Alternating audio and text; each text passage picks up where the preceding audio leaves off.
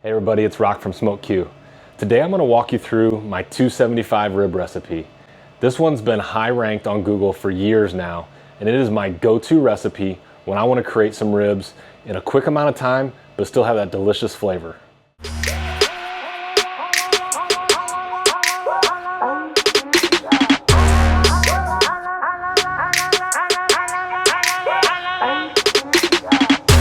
To get started for this #1 Google ranked 275 rib recipe, I'm going to be using some baby back ribs. This is certainly a technique you can use on spare ribs as well, but here I'm going to showcase it on some baby back ribs. One of the main reasons for baby backs over spare ribs is that I run these at a little higher temperature so that extra meat keeps them juicy and slightly more forgiving. Now to really get started. Since these are not going to be on the grill for as much time, some of that fat is not going to render down as easily. So I'm going to do some light trimming on these ribs, basically looking for some of the thicker fat pockets and not looking to trim all of it, but just looking to trim down some of that fat to a decent level. Once I get that top trimmed up, then I flip them over, bone side up, and trim up any loose items, really just looking to shape these ribs to where I want to get them. Now with my trimming complete, I keep them bone side up and work to remove the membrane. This is that thin translucent layer of tissue that is usually removed from ribs before cooking. However, this is something you can elect to leave on, but if you do, you won't get nearly as much smoke infusion and your rubs will have a little tougher time adhering. So I always choose to remove it.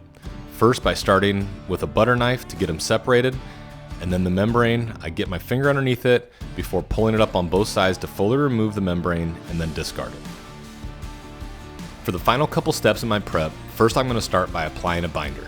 For this, I use yellow mustard. A binder is certainly something that doesn't need to be used at all, or you can even use things like Worcestershire sauce. Really anything that's going to introduce some liquid into the mix. Now after applying a liberal amount, I use my fingers to spread it evenly, making a good coating all the way across. Here, I'm going to apply the binder not just to the underside where we just removed the membrane, but also to all the edges. Now with my binder applied, I get started with a layer of my Rock's coffee rub, before applying twice the amount of my Rock's Hey Boo honey rub. This is my favorite flavor profile for ribs, but it's definitely an area where you can feel free to grab any of your favorite rubs and add the flavor profiles that you are looking for. Some substitutes that I gravitate towards are Whiskey Bent's The Grind coffee rub and Meat Church's Honey Hog. With both rubs applied, I give these baby backs a simple pat just to set in that rub, since I will be putting these almost directly onto the smoker. If I do have some time, I often elect to let these rubs sweat in by letting them sit at room temperature and developing moisture that sucks those spices in. But since these are going right on, I'm ready to flip this rack over and apply the binder and spices to the top layer or the meat side. So once I flip these over, I saw a little piece that I didn't quite get that was hanging off, so I went ahead and grabbed my knife just to cut that off real quick before grabbing the yellow mustard binder and applying a nice even coat to the top before using my hand to rub it all in. Now I've been asked all the questions, does the binder impact the taste? Does it keep the smoke from getting through? But in my experience, the binder does not impact the amount of smoke that gets through, and I'm able to get both a smoky taste, but then also a good smoke ring that you'll see later on. Now with that binder applied, I again apply a layer of my Rock's coffee rub before bringing in a double layer of my Rock's Hey Boo honey rub. The reason I like these rubs is because the coffee rub introduces kind of that earthy umami flavor, and then you come over with a double amount of the honey rub, which then offers that sweetness which pairs so well with pork and ribs. Last up for the seasoning is a technique that I learned from Pitmaster Heath Riles. Using all that overcast from applying the rubs, instead of just throwing it away, I use it to dab the edges and sides to fully season these baby back ribs.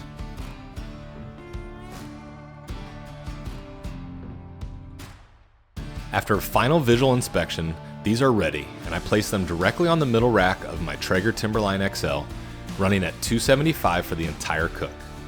As I put these on, I squeeze them together slightly by pushing the ends just to keep that as much moisture into these ribs as I can.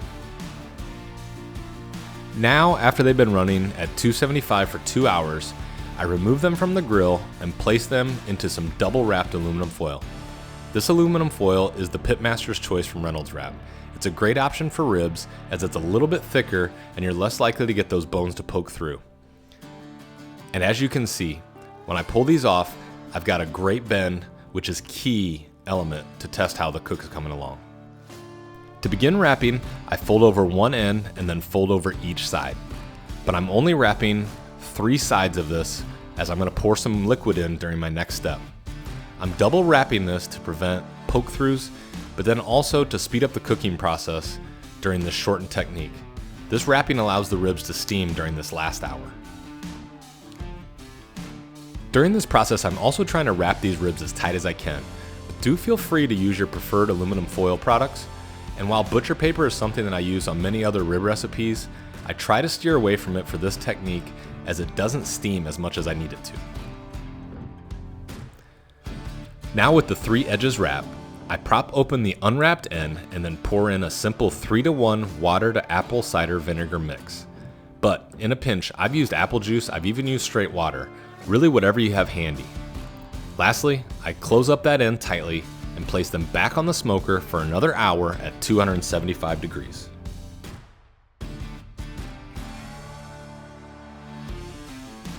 After this 3rd hour, I pull them out carefully and unwrap them, and as you can see, they are nice and hot and steamy. First, I check for doneness by looking to see if the bones are pulling away. But here I showcase an option of temping them with an instant read thermometer. I'm checking for somewhere around 190 to 195.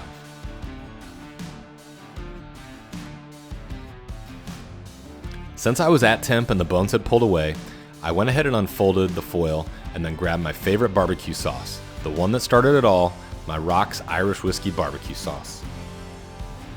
It brings in a nice tangy, smoky, and slightly spicy element, but this is a great time for you to impart your own favorite flavors with whatever barbecue sauce you have handy and that you know that you and your guests are gonna like. With the sauce applied, I use the silicone brush from Traeger and slightly brush on the sauce. I try to be careful not to be too aggressive with the brushing so I don't rub off any of that seasoning that we worked so hard to get adhered. With my barbecue sauce applied, I place the ribs back on the smoker for somewhere around 15 to 30 minutes, kind of depending on what time I'm trying to finish these ribs off and be ready to eat.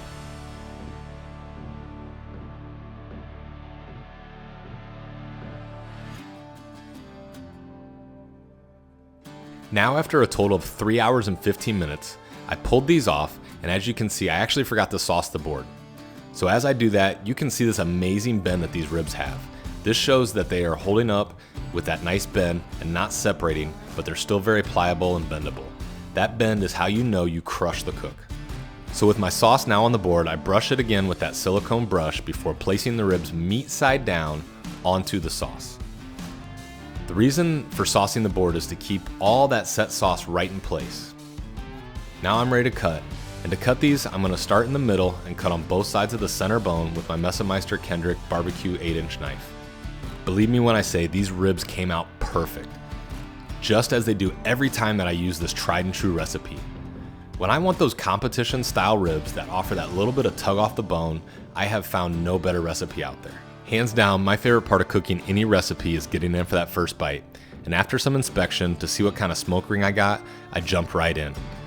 These things were perfect. They took a little bit of effort to tug off that bone, but then it just come clean off. These have got to be that perfect texture that I'm looking for. This recipe creates ribs that are not mushy, a little bit firm, and can hold up to a great bite, delivers delicious taste, smoke flavor, and this cook I'm very happy with. After my taste test, I know I'm ready to serve these, so I take my knife out and using kind of a rocking motion, I put some pressure on the front and then rock it to the back to separate all these bones into individual pieces. A typical rack of ribs is gonna have somewhere between 10 to 12 bones, depending on the size of rack you get. One trick I like to take is use those end ribs to separate the meat and give them to my 1-year-old who loves ribs, but we don't want her gnawing on those bones. Well, that's it. This is the updated video for my #1 Google ranked recipe, how to make ribs at 275 degrees. If you're still here watching this video, I can't thank you enough. I really hope you hit that like and subscribe button so you can continue to see all this great content I'm putting out from my backyard pitmaster setup.